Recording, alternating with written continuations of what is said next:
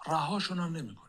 Iran के हमले जारी रहेंगे, हम उन्हें जाने नहीं देंगे। उन्हें ये नहीं सोचना चाहिए कि हम अमेरिकियों को जल्दी से मामला खत्म करने देंगे और कहने देंगे कि हमने हमला किया, अब मामला खत्म करो।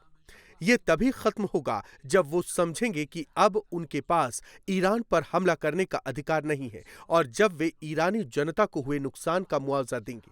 अमेरिका को इस घिनौने काम की भारी कीमत चुकानी पड़ेगी। उन्होंने ईरान के नेता की हत्या की है और इसकी कीमत छोटी नहीं होगी। این تاوانش زیاده. شما رهبر اینا رو ترور کردی. खून के बदले खून और तेल के बदले तेल, ईरान अब इसी पॉलिसी पर चल रहा है।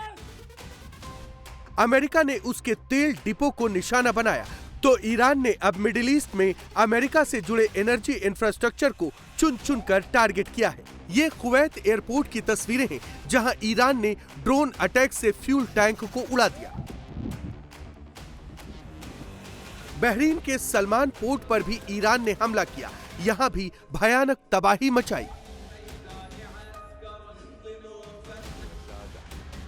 इराक के इरबिल में अमेरिका की ऑयल कंपनी पर भी ईरान ने हमला कर दिया।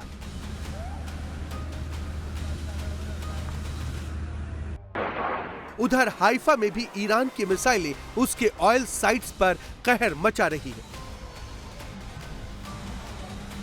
ईरान ने हाइफा में इजराइल की मेन ऑयल रिफाइनरी पर भीषण हमला किया है। ईरान और हिजबुल्लाह ने हाइफा में ही इजराइल के पावर प्लांट को भी निशाना बनाया है। सऊदी अरब में दुनिया की सबसे बड़ी तेल कंपनी अरामको को ईरानी हमले के बाद बंद करना पड़ा है। यूएई के फुजैराह तेल डिपो में भी भयंकर आग लगी हुई है।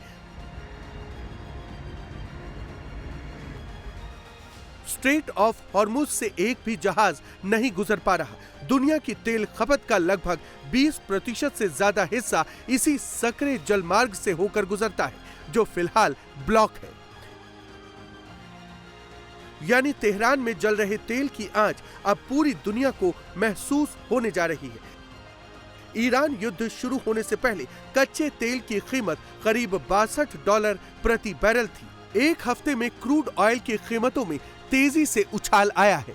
तेल की कीमतें $100 प्रति बैरल से ऊपर पहुंच चुकी है। जानकार कहते हैं कि अगर स्ट्रेट ऑफ हॉर्मुज बंद रहता है, ईरान और अमेरिका का युद्ध नहीं रुकता है, तो तेल $150 से $200 प्रति बैरल तक जा पहुंचेगा।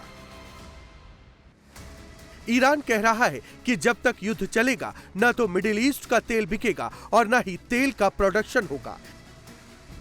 यानी ईरान से युद्ध छेड़कर ट्रंप ने दुनिया की अर्थव्यवस्था को बड़े संकट में डाल दिया है, क्योंकि ट्रंप अब रुक नहीं रहे और ईरान झुक नहीं रहा। Negotiating leverage, maybe maximum, but we're not looking to settle. They'd like to settle. We're not looking to settle. Iran accused the America और इजराइल ईरान को पूरी तरह से खत्म करने में जुटे हैं। इजराइल कह रहा है कि अभी ईरान पर इससे भी बड़े हमले होंगे, ऐसे ऐसे सरप्राइज देंगे जिससे दुनिया हैरान रह जाएगी।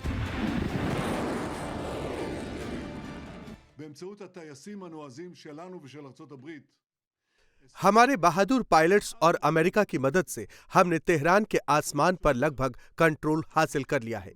हर गुजरते दिन के साथ हम ईरानी शासन की क्षमताओं को और कम कर रहे हैं। हम लेबनान में भी वैसा ही कर रहे हैं, जहां हम हिजबुल्लाह के आतंकवादियों पर कड़े हमले कर रहे हैं जो ईरान की तरफ से काम करते हैं।